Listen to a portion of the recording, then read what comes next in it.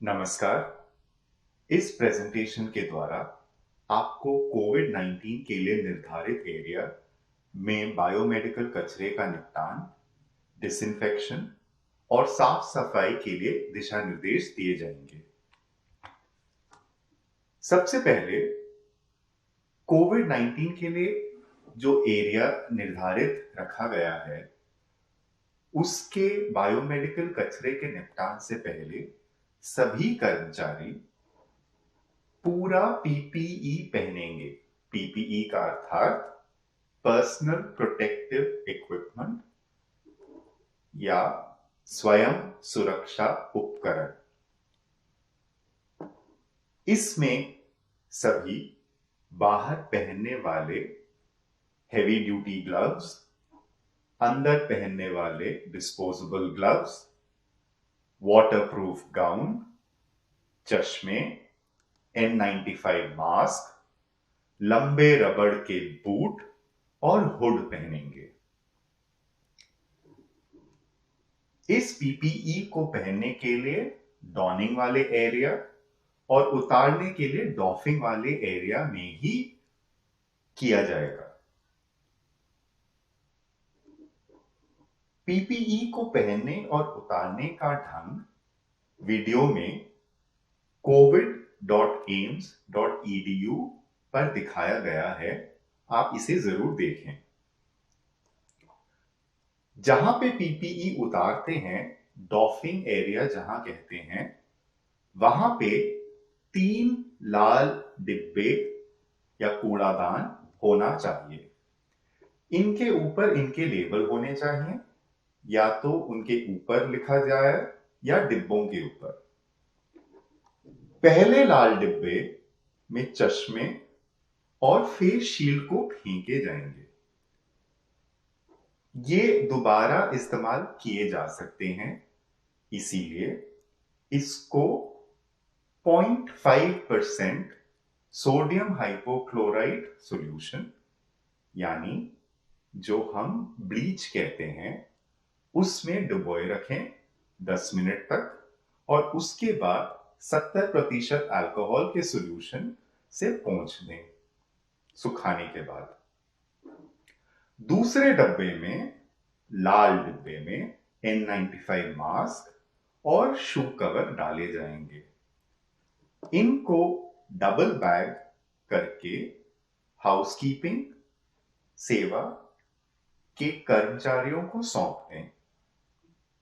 तीसरे लाल डिब्बे में डिस्पोजेबल पीपी जैसे ग्लव्स हैं, शू कवर हैं, उनको तीसरे लाल डिब्बे में डाला जाएगा। इनको Messrs biotic waste solutions private limited के कर्मचारियों को सौंप दें। बायोमेडिकल कचरे का निपटान बीएमडब्ल्यू रूल्स के हिसाब से ही होगा, अर्थात जो कलर कोड है वो अभी भी टिका रहेगा। जो कूड़े को लाल बैग में डालना है वो लाल बैग में ही जाएगा, जिसको पीले बैग में डालना है वो पीले बैग में ही निपटाया जाएगा। फर्क इतना ही है कि जो भी थैले इस्तेमाल किए जाएंगे वो 2 इस्तेमाल होंगे, ताकि जो कचरा है वो मजबूती से अंदर रहे और उस पे कोई लीकेज ना हो। इन सभी डब्बों, ट्रॉलियों के ऊपर कोविड-19 लिखना जरूरी है। कचरे का उत्पन्न, अलग करना, संग्रह करना और निपटान का रिकॉर्ड रखना जरूरी है। यह केवल एक उदाहरण है कि कैसे लाल बैग के ऊपर लेबल लगाना है। लेबल के ऊपर सबसे पहले लिखा गया है कोविड-19 वेस्ट। उसके बाद अंदर क्या है वह लिखा गया है, शू कवर और ग्लव्स। अंत में डेट और टाइम जब बैग बांधा गया था वो लिखना भी जरूरी है। अब क्षेत्र की सफाई करने से पहले जो कोविड-19 एरिया है और डॉफिंग एरिया है, उसकी सफाई करने से पहले सबसे पहले कर्मचारी पूरा पीपीई पहनेंगे। पीपीई पहनेंगे डॉनिंग एरिया में। जो एरिया है उसका ताजा बनाया हुआ 1% ब्लीच का मिश्रण के साथ सफाई किया जाएगा, चाहे वो ट्रॉली हो, डिब्बे हो या फर्श हो। यह सभी सफाई निरीक्षकों के सुपरविजन में ही किया जाएगा ताकि कोई इंफेक्शन फैलने का संभावना ना हो।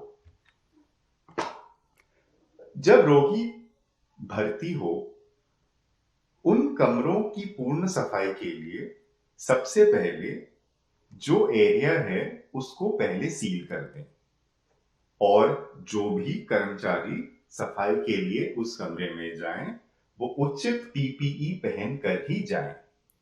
सभी बाल्टियों को पहले ही गर्म पानी से धो दें। आप 2 कीटनाशक का इस्तेमाल करेंगे। सबसे अधिक जो इस्तेमाल होगा वो है 1% सोडियम हाइपोक्लोराइट का मिश्रण, जिसे आम भाषा में ब्लीच कहते हैं। हर बार इसके उपयोग से पहले इसे ताजा तैयार करें और डिसइंफेक्शन के लिए जहां पे भी इसका इस्तेमाल हो 10 मिनट तक कांटेक्ट पे रखें।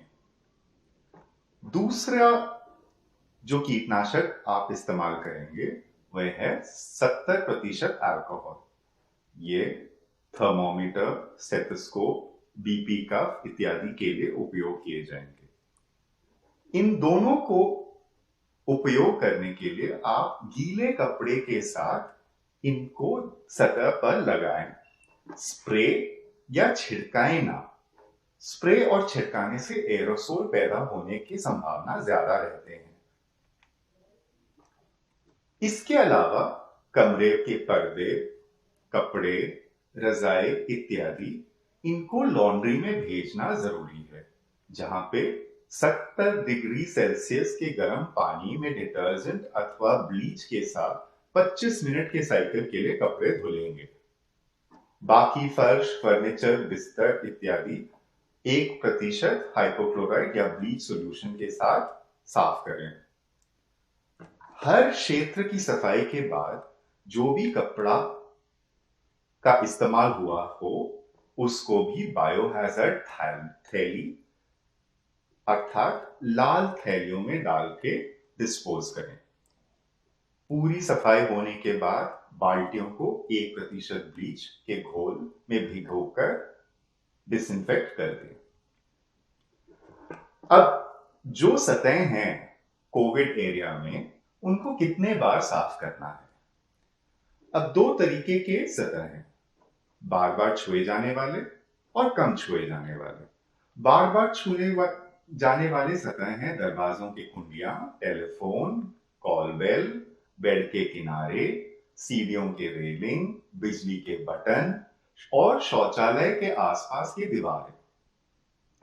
अब इनका डिसइंफेक्शन अगर इन एरिया में कोविड-19 के पेशेंट हों, हर 1 से 2 घंटे में यहां की सफाई होगी।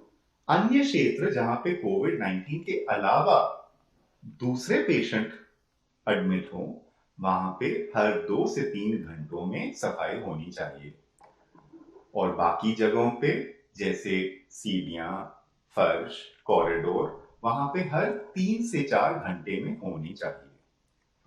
अब कम छुए जाने वाले सतह जैसे दीवारें हों, शीशे हों, उनकी सफाई कोविड इलाके में 2 से 3 घंटे में होनी चाहिए।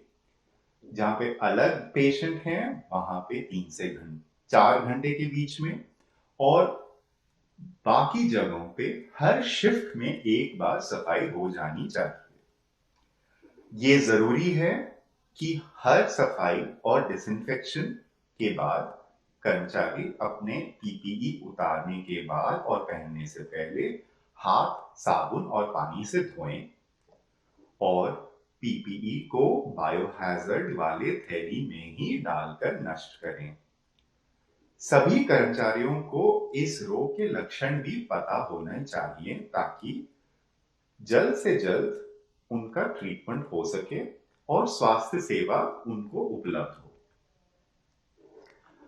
अब रोगी के छुट्टी होने के बाद या एक जगह से दूसरे जगह शिफ्ट होने के बाद अथवा उनके मृत्यु होने के बाद जो अंतिम डिसइंफेक्शन होता है कमरे का, उसमें पहले के तरह 1% हाइपोक्लोराइड के साथ तो होगा ही सफाई, उसके अलावा हाइड्रोजन पेरोक्साइड के साथ आधारित कीटनाशक जो 20% का मिश्रण बनता है, उसका प्रयोग होगा फॉगिंग के द्वारा। फॉगिंग का समय रहेगा 30 मिनट के लिए और एक बार फॉगिंग हो जाने के बाद कमरे को मिनिमम 45 मिनट के लिए बंद रखें ताकि जो फॉग है वो नीचे सेटल हो जाए। उसके बाद एक और बार सभी सतहों को, सरफेसेस को एक साफ डस्टर के साथ पोंछ लें। ये फोटो दिखा रहे हैं कि जैसे वार्ड के बेड के रेलिंग्स इत्यादि को 1% ब्लीच सॉल्यूशन के साथ साफ किया जा सकता है और फ्लोर को भी 1% हाइपोक्लोराइड या ब्लीच सॉल्यूशन के साथ साफ करें। इस सभी के दौरान सफाई कर्मचारी फुल पीपीई में ही आएंगे। जहां पे बार बार छुए जाते हैं जैसे दरवाजे की कुंडी इत्यादि, उन सब को गीले कपड़े जिसमें 1% ब्लीच का सॉल्यूशन हो या मिश्रण हो उसके साथ साफ करें। इन सभी जानकारी आपको एम्स इन्फेक्शन कंट्रोल मैनुअल में पाया जा सकता है और अगर आप और जानकारी चाहते हैं और डॉनिंग, डॉफिंग और हैंड हाइजीन या हाथ धोने का मेथड जानना चाहते हैं, आप ये सभी वीडियो covid.aims.edu पर भी देख सकते हैं। धन्यवाद।